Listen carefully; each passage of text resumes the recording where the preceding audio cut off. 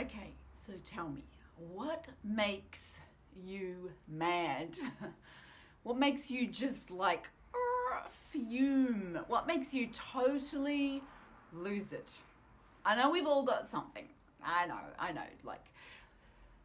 Especially us women, we want to pretend that we're all kind of rainbows and light. But, I think we've all got certain things that just get our goat. What makes us mad, what makes us just like crazy, what makes us bad, what makes us sad. So I wanted to play around with that today because I think it's kind of an interesting topic, right? So hello, welcome. I am Kylie Ansett. I am the Alignment Whisperer, and I guide seekers of alignment to get in touch with their inner wisdom, with their inner knowing, their inner being, that part of them that has all the answers. I like to empower people to connect their head, heart, and hand so they can go out into the world and live a life of purpose. And I'm coming to you from beautiful Sydney, Australia, and this is your daily dose of alignment. Hello, welcome. So, what makes you mad? Oh my goodness. Okay, so it's a really interesting emotion, anger, isn't it? It's one of those ones that we reject and we don't like to... Okay, so it's different for women and men, first of all. So as women, we like to reject it. We like to not be it. We tend to suppress it, or it comes out in kind of weird ways, like passive aggressive, or... sometimes it gets so deeply depressed that it becomes depression, like depressed and depression. That there's a reason that word depression is depression. It's about depressing emotions, and often anger is an emotion that we as women are kind of taught not to be, not to do that thing. Like it's whatever our culture, society, parents, whatever we've been taught. Now men, it's kind of different. I don't know, like tell me if you relate to this, but for a lot of men, anger is more acceptable than sadness. And so a lot of the time when a man is in that feeling of sadness, anger feels more comfortable. But anyway, what makes you mad? Because I'm here to tell you there's some interesting things that... Did you know that every time that you're angry, male or female, every time you're angry, it is preceded by confusion. So confusion happens first, and then anger follows. Now the confusion may be minor or it may be major. It may be new or it may be old, whatever it is. But basically it's like, why didn't they do that thing? Like confusion. This is the way the world's meant to be, and it's not. Or confusion comes first, and then anger follows hotly on its heels, because we can't stand being confused. Now, from a brain chemistry perspective, I know, wow, right? From a brain chemistry perspective, confusion is a very dangerous thing to have. It's like, it's not acceptable from our kind of lizard brain perspective. We can't be confused, because confusion equals danger, equals maybe, we could end up losing our life. So confusion is something that we will avoid at any cost. So we quickly go from confusion to anger. Just notice it. Like if you can catch yourself, because often that moment of confusion is short and fleeting, and possibly even something that you have felt so many times you don't even recognize it. Like the confusion just goes straight to anger.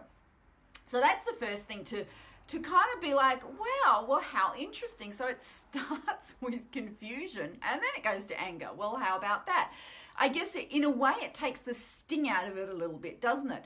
And here's the other thing. Now, you may not like me saying this, but look, if you're watching me, you're going to know what I'm going to say here. You're going to have some idea of it. Now, if confusion is what begins it, and then the second thing that happens is anger, then you know how we often say, well, it's that person that makes me angry, or it's that government that makes me angry, or it's that stupid thing they did that makes me angry, or it's the fact that they're polluting the environment that makes me angry, or it's the fact that they're whatever, right? But here's the thing, if confusion is where it began, well, then it's not them that's making us angry, right? Ooh, that's a little bit funny, isn't it? It's not them, because I'm confused because I don't understand something. So, weird, right? So maybe it's not that external thing that's making me angry. Now, here's another thing that just might blow it even further. Like, okay, so is it even real? Because did you know that when it comes down to it, it's just a whole bunch of hormones and chemicals going around in the brain? That's all anger is. like from a scientific perspective. I mean, I know for the person experiencing it or anyone in their vicinity, it's a very real thing, but it really just breaks down to chemical and neurological kind of firings. Like, that's all it is. So often we blow something up in our minds as being so, and how about that language I just used? We blow something up in our minds as being so significant, but when you look at it as being, well, A, it's just in my mind, B, I just blew it up, and C, it's just like little tiny peptide chemical things, that might take the sting out of it too. Now, here's the third thing, and this is the most important. So I'll be interested as to what you think about this. Again, from a chemical, neurological perspective, whenever we are angry, the person that gets it first is us. Now, it's really funny because I know we've all been around angry people and it's not very pleasant, and we've all experienced being angry. That's not very pleasant either, but here's the thing. It's easier to think about this when you think about someone else being angry. Okay, so just say you're watching someone having like a massive tantrum. They're spinning the dummy. They're just losing it, right? They're angry. Maybe it's road rage, right? Maybe it's whatever it is. Like a good place to see someone completely acting out is on, like, in movies or TV shows, right? Because in real life we tend to be, unless it's around our dearly beloved ones, we tend to be a little bit more like, grown up. But anyway, think about a time when you've seen someone totally losing it. Okay, now what is actually happening is, they're expressing that anger and the people around them clearly get blasted and shouted at and whatever. But on a chemical level, there is actual hormonal changes, and the person who is angry, their entire body is being washed from head to toe with this anger hormone. Now, this anger hormone is rich with all the things that pull disease towards it and create congestion and create resistance and stuckness and just all the things that stop energy flowing in a healthful way. They're like the exact opposite of health, mental, emotional, and physical. Absolutely. So when someone's angry, they're projecting it out onto that person who cut them off in traffic, whatever, right? But the person who is without a doubt being damaged like times a million more is the person being angry. What the emotion of anger, the damage that it's doing to them. So that's kind of, okay, two things. Well, it's a good reason to kind of not get angry, but I want to talk about that in a minute too. But it's also a good reason to go, well, they may, it may be upsetting to other people, but they're hurting themselves so much more. But here's the thing. Of course we get angry, like things annoy us. That's reality. It does happen. And if we just think, oh, I can't get angry because I don't want to damage my health, all we're going to do is suppress it, depress it, and kind of be in that place. And that's not healthy either, right? So it's not about being in complete acting out full-blown anger, but it's also not about suppressing it. And like I said in the beginning, I think for women, we're often in a place of suppressing it and being, a good girl, but not dealing with the fact that we have anger just like any boy would. It's just that we're not there, punching and acting out on it like little boys are allowed to. Again, weird cultural things, I know. But here's the thing, if we still have anger, so it's not about never having that emotion, or it's not about suppressing or denying that emotion. So I think that's really important. So there's a few things that I have found to be helpful, and they're actually way simpler than you may think, because when we're in the midst of anger, it's kind of, you feel like, well, this is it. Like, I'm angry and I've lost it, and what do I do? I'm completely in the midst of a full-blown whatever. So, first thing is to catch yourself.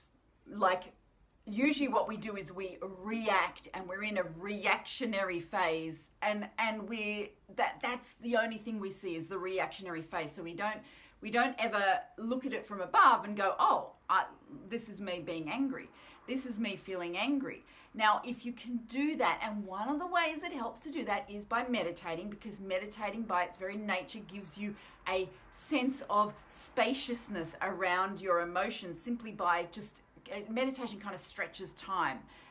So if you're doing a daily meditation, this exercise in and of itself is a lot easier. But even so, you just do it the one time, and then the second time's easier, and the third time. So it's just a matter of recognizing, and it could be, it could be that you've been angry all afternoon, and suddenly you go, oh, I'm angry.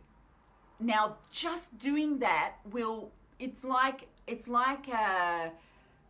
pricking a pin in a balloon that's full of the angry emotion. It just deflates that energy, that anger, because you've just gone, oh, I'm angry. And I swear to you, just recognizing it a lot of the time will be enough to shift about 50% of it, not always, but that's the first thing. The second thing, now once you get good at the first thing, which is recognizing when it's happening, the second thing is to catch it early. Now, there's this thing that happens, it's called momentum. The longer you stay in a thought or an emotion, especially if it's one that you've had many times, the more momentum you get, the more, from a brain chemistry perspective, we call it myelination. It's like that thought becomes very easy to think. The longer you think it and the more often you think it. So here's the thing.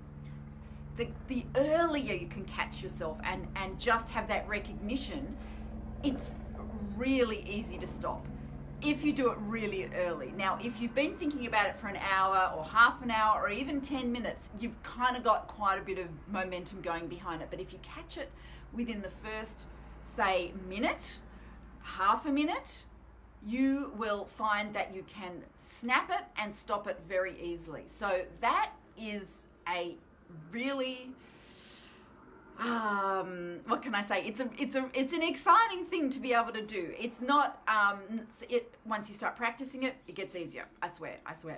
It gets easier. So it's not about stopping yourself ever being angry, because hello, we're humans. We're gonna get angry. Like, stuff's gonna make us angry. It will happen. Guaranteed. And sometimes it's the stupidest thing. It's the cat, right? It's the whatever.